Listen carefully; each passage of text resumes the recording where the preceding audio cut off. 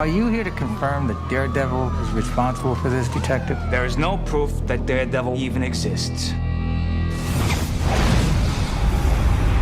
How's it going, everybody? Welcome to the channel. We are continuing on our X-Men review series leading up to Deadpool and Wolverine. This is a movie that I am really excited to talk about because it has gotten a lot of hate over the years, and I don't think this movie deserves the hate that it gets. I understand it's not a perfect movie, but this is one of my guilty pleasures of all time. Before Madam Web was destroying the box office on Valentine's Day, the Ben Affleck Daredevil was the comic book movie to take your significant other to on Valentine's Day, but over the years, it's been getting a lot of hate, and I will never understand why it gets that hate. Some people claim it to be the worst comic book movie ever made, which I will never understand because we have this mess right here.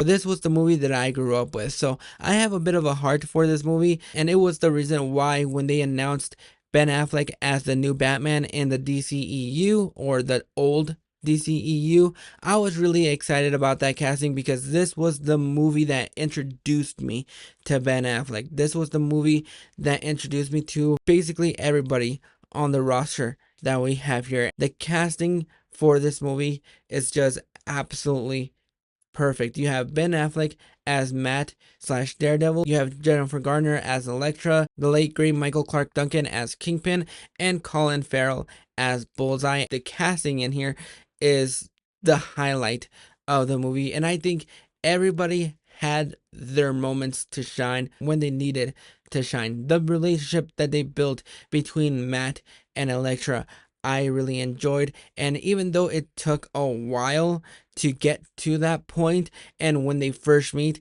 it's a little bit cheesy. I'm going to admit that. I can admit that this movie is not a perfect movie, but I can accept its cheesy tones, especially when it comes down to that playground scene on the teeter-totter. I really enjoyed the early 2000s cheesy feel that this movie gave us. That's why I kind of hold it as a special place in my heart, because I saw it when I was younger, so I was able to accept a lot of the cheesy aspects about this movie. But when you watch the director's cut of this movie, you can definitely tell that there was a better version. Mark Steve Johnson wanted this movie to be R-rated. He wanted it to be violent and have a lot of nudity, and 20th Century Fox came in and said, how about we just tone it down to a PG-13 so we can get a little bit more of that box office. And so a lot of this movie feels incredibly rushed, and you can definitely tell that they were trying to cut corners here and there, and especially when it comes down to the director's cut, because there is a lot in here that was cut out, especially with a lot more of Matt and Foggy played by Jon Favreau, who do a couple more lawyering scenes in the movie. We get only one in the theatrical cut, and we get a couple more in the director's cut, which I kind of wanted a little bit more of watching it nowadays. But even though we have like the perfect casting when it comes down to these characters, there are two in here I kind of wish we had a little bit more of, and that is Bullseye and Kingpin, because they almost feel, Bullseye especially, he almost feels like he is a character that was just put in here at the last second. And I kind of wish we had a little bit more of Colin Farrell as Bullseye, because he just absolutely knocked it out of the park whenever he had his moments, especially when it came down to the plane scene. Butter,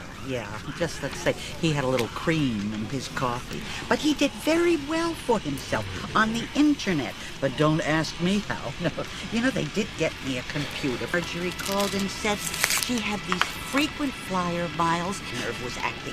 So I said...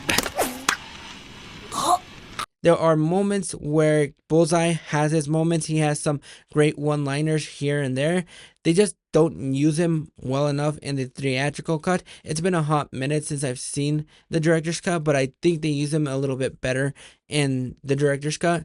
In here, a lot of these moments feel like they were just put in here at the last second. And one of the scenes that they actually did shoot at the last second is the lovemaking scene between Matt and Elektra, which I am so glad that they took that out of the director's cut. There are moments like that in here that do feel out of place and don't serve any narrative purpose, which is why I kind of prefer the director's cut a little bit more than the theatrical cut. And some of the CGI in here doesn't hold up at all. You can definitely see the wire works in here. Whenever Matt and Elektra are just doing their flips, you can definitely tell that they are on wires and they're trying their best to hide it, but at least for the time that this movie was shot in and released, it doesn't hold up anymore, especially when it comes down to the green screen aspect of this movie, because a lot of the shots, whenever you see Matt standing on top of a building at night, it looks like he's actually on a soundstage instead of location. So